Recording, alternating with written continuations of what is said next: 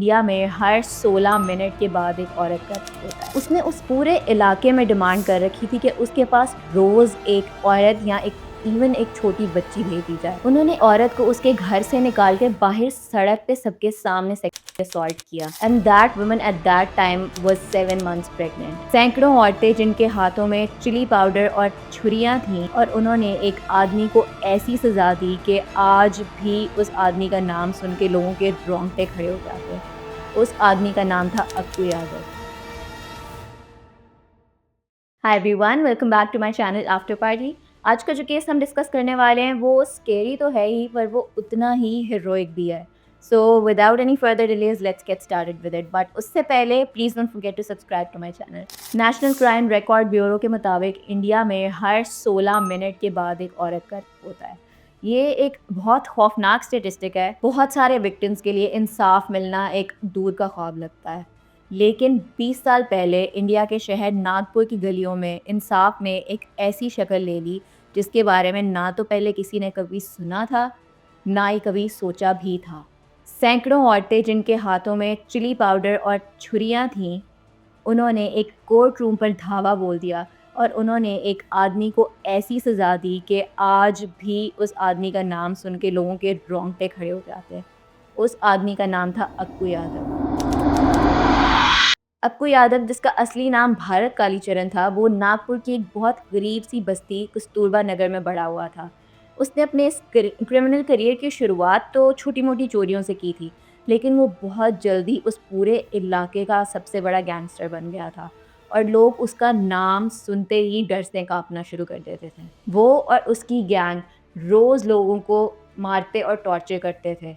वो लोग बहुत सारी औरतों और इवन छोटी बच्चियों को भी करते थे और ये सब कुछ रोज़ होता था। उसने उस पूरे इलाके में डिमांड कर रखी थी कि उसके पास रोज़ एक औरत या एक छोटी बच्ची भेजी जाए। He was a psychopath. उसने ऐसे ही लोगों को तंग कर के और उनसे ज़बरदस्ती पैसे ले लेके अपना एक छोटा-सा बिज़नेस एम्पायर खड़ा कर दिया था। अब वो वैसे तो सबको ही परेशान करता था, लेकिन क्योंकि इंडिया में कास्ट सिस्टम बहुत ज़्यादा स्ट्रॉन्ग था and Dalits are known as the lowest caste और उनके राइट्स भी बहुत कम थे। इस वजह से जो अक्कू के विक्टिम्स थे, उनका एक बहुत बड़ा हिस्सा दलित्स थे। इस सब के अलावा वो चोरियाँ करता था, वो लोगों को मर्डर कर चुका था और वो साथ में ज़बरदस्ती लोगों के घरों में भी घुस जाया करता था और उनका सामान चोरी कर लेता था। और अगर कोई उसको रोकने की कोशिश करता तो वो और उसकी गैंग मिलके उसको भी मार देते थे। अब अक्कू ने एक बार आशा बाई नाम की एक औरत को अपनी 16 साल की पोती के सामने मारा था। उसने बाद में बताया कि वो लोग रात का खाना खा रहे थे जब अक्कू ने आके उनके घर का दरवाज़ा खटखटाया और उसके भाई का दोस्त होने का नाटक किया। और जब उन्होंने दरवाज़ा खोला तो वो आशा बाई को घसीटते हुए उसके घर से बाहर ले गया और जाते ही उसने पहले उनका मर्डर किया, उनको चाकू से मारा और फिर उनके कान के झुमके चुराने के लिए उनके दोनों कान ही काट दिए। उसके बाद जब उसने उनके हाथों से अंगूठियाँ उतारने की कोशिश की और वो उतरी नहीं तो उसने उनके हाथ की उँगलियाँ भी काट दी। अक्कू यादव और उसकी गैंग ने एक औरत को गैंग भी किया and that too just 10 days after she had given birth. और वो इस सब का सदमा सह नहीं सकी और उसने कुछ दिन बाद ही खुद पे केरोसिन फेंक के खुद को आग लगा ली और अपनी ज़िंदगी ख़त्म कर दी। उन्होंने एक और औरत को उसके घर से निकाल के बाहर सड़क पे सबके सामने असॉल्ट किया and that woman at that time was 7 months pregnant. Now what made Akku's reign even more horrifying was the protection that he was enjoying. उसके बहुत सारे विक्टिम्स ने उसकी इन हरकतों को रिपोर्ट कराने की कोशिश की, लेकिन जो पुलिस थी वो इन आम लोगों की मदद करने की बजाय अक्कू के साथ मिली हुई थी। कई बार लोग रिपोर्ट दर्ज कराने आते तो पुलिस वाले उल्टा अक्कू यादव को बता देते थे और वो उनका भी जीना मुश्किल कर देता था। बल्कि अक्सर तो औरतें जब रिपोर्ट दर्ज कराने आती थीं तो पुलिस वाले उल्टा उन्हीं को ये कह के वापस भेज देते थे कि तुम लोग औरतें ही ऐसी हो और इस वजह से वो तुम लोगों के साथ ऐसा करता है। एक बार तो एक औरत ने पुलिस को जाके कंप्लेन की कि अक्कू और उसके आदमियों ने उसको गैंग रेप किया था and the police responded by gang raping her too. अब ये सब कुछ ख़त्म तब हुआ जब अक्कू यादव और उसके आदमियों ने एक रत्ना दुनिगरी नाम की औरत के घर पर हमला किया।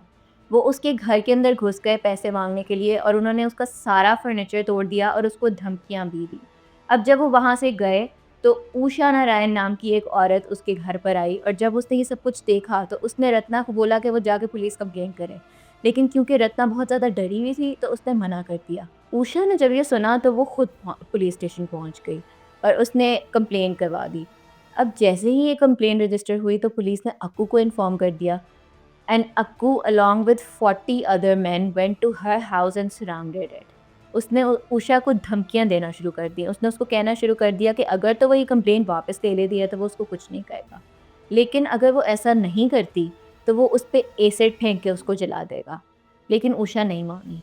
उसने अपने आप को अपने घर में बंद कर लिया और साथ में उसने एक गैस सिलेंडर खोल दिया और उसने ऊँचा-ऊँचा बोल के सबको कहना शुरू कर दिया कि अगर तो वो लोग वहाँ से ना गए तो वो आग जला के खुद को भी उड़ा लेगी और उन सबको भी उड़ा देगी। और जैसे ही उस गैस की स्मेल उन आदमियों तक पहुंची तो वो सब लोग वहाँ से भाग गए।